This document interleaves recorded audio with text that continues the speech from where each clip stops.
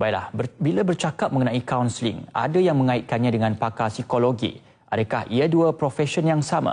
Dan baru-baru ini juga, Timbalan Perdana Menteri Datuk Seri Dr. Ahmad Zahid Hamidi ada menyarankan agar khidmat kaunseling perkhidmatan awam dimasyarakatkan. Bagaimana yang dikatakan merakyatkan khidmat kaunseling ini? Dan untuk menjawabnya, kami bawakan ke studio Dr. Salmi Razali, pakar perunding psikiatri dan pensyarah perubatan Fakulti Perubatan Universiti Teknologi Mara UiTM. Assalamualaikum, selamat datang Doktor.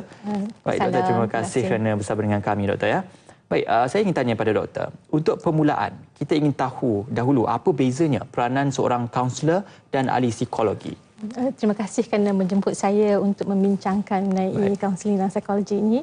Memang kalau masyarakat di luar sana selalu keliru apakah perbezaan di antara kaunselor dan pakar psikologi, kerana kedua-dua profesion ini membantu masyarakat untuk mendapat kesihatan mental yang baik. Bukan setakat itu sahaja, kita perlu mendapat kesejahteraan dalam pelbagai bidang kerjaya kita, profesion kita dan juga kehidupan seharian kita. Jadi peranan kedua-dua kaunselor dan psikologi ini overlap ataupun bertindih antara satu sama lain. Jadi mereka keliru.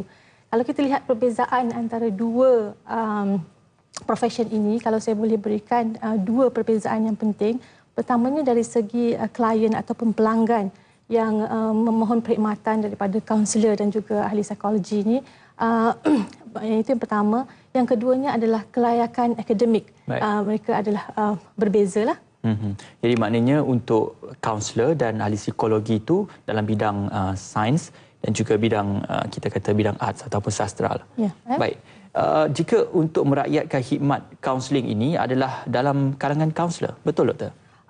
Sebab begini ya, kaunselor dan juga ahli psikologi ini, kalau kaunselor ini melihat masalah-masalah kesihatan mental yang tak berapa serius, ya, tapi ahli psikologi perlu melihat ataupun menangani masalah-masalah yang lebih serius.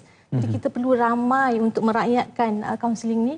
Kita perlukan ramai terapis. Jadi kita perlukan ramai kaunselor lah, sebab ahli psikologi ini dia punya kelayakannya lebih tinggi sedikit berbanding kaunselor lah. Maknanya psikologi lebih kepada perubatan, kaunselor lebih kepada psikologi sosial ataupun kaunseling. Baik, apakah maksudnya bila dikatakan khidmat kaunseling yang bersifat profesional, Doktor? Kalau saya boleh bagikan 4 perkara penting untuk mengatakan bahawa kita ni seorang profesional. Pertamanya, kita perlu ada kelayakan yang diiktiraf. Yang keduanya, kita perlu ada kod etika pekerjaan kita sendiri. Contohnya dalam kaunseling kita ada kod etika kaunseling lah. Yang ketiganya, kita perlu ada satu badan ataupun persatuan yang mengawal selia kita punya kerjaya. Contohnya kaunseling kita ada Persatuan Kaunseling Malaysia, ya, psikologi kita ada Persatuan Psikologi Malaysia, dan psikologi ni kita ada juga psikologi klinikal, kita ada Persatuan Psikologi Klinikal Malaysia.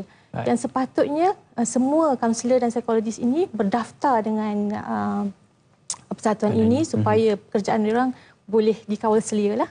Jadi akan ada satu badan ataupun persatuan yang mengawal selia segala khidmat yang diberikan. Yang keempatnya adalah kita perlu ada akta khas. Contohnya kalau kaunselor kita dah ada sekarang akta kaunselor, akta 580.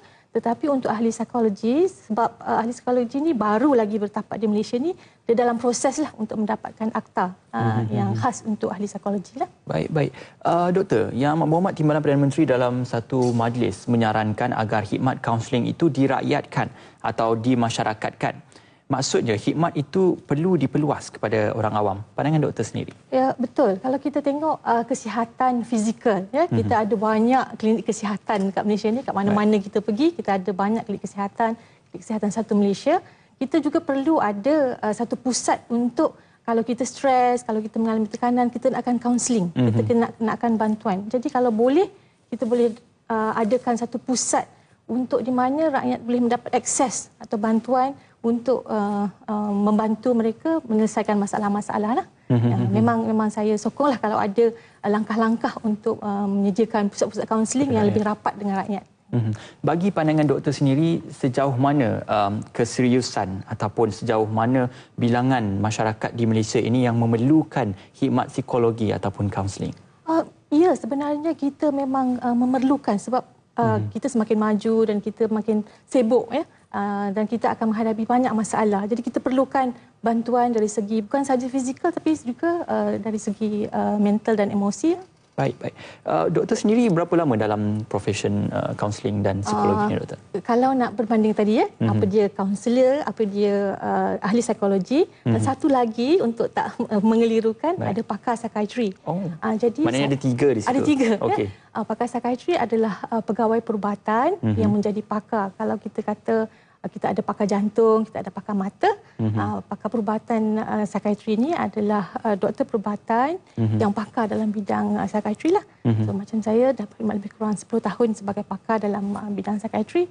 Jadi kita akan bersama dengan ahli psikologi klinikal membantu mengendalikan kes-kes masalah mental yang lebih serius berbanding yang dibantu oleh kaunselor. Sebab kaunselor akan membantu dari segi-segi kes-kes yang tak berapa serius sangatlah. Lebih kepada kes-kes yang ringan. Yang ringan. Doktor sendiri menyatakan bahawasanya doktor menangani masalah yang serius. Mungkin ada pengalaman-pengalaman doktor yang menangani masalah-masalah serius ini dan juga cabaran dalam usaha untuk menyelesaikannya. Okey. Baik, kalau saya boleh bagi satu senario ya. Kalau kita selalu rasa sedih kan kalau kita ada masalah. So kalau rasa sedih ni kita jumpa kaunselor ya. Tapi kalau sedih dah berpanjangan hingga menjadi penyakit mental yang kita panggil kemurungan ya, dan pesakit-pesakit kemurungan ni boleh mendapat pemikiran-pemikiran yang negatif. Contohnya nak membunuh diri. Itu halusinasi ke apa, doktor? Itu psikosis juga ataupun halusinasi tadi adalah tanda-tanda penyakit mental yang lebih serius daripada sedih biasa. Tapi adalah kemurungan. Jadi dalam profession kita sebagai kaunseling ni kita kena tahulah di mana kita hanya mengendalikan kes-kes sedih biasa ataupun yang lebih teruk lagi. Jadi kalau jadi pakar psikiatri dan ahli psikologi ni biasanya kita akan membantu pelanggan kita yang atau pesakit kita yang teruk-teruk lah. Kalau boleh saya summarize macam itulah. Itu cabaran bagi seorang pakar psikiatri ya, doktor ya.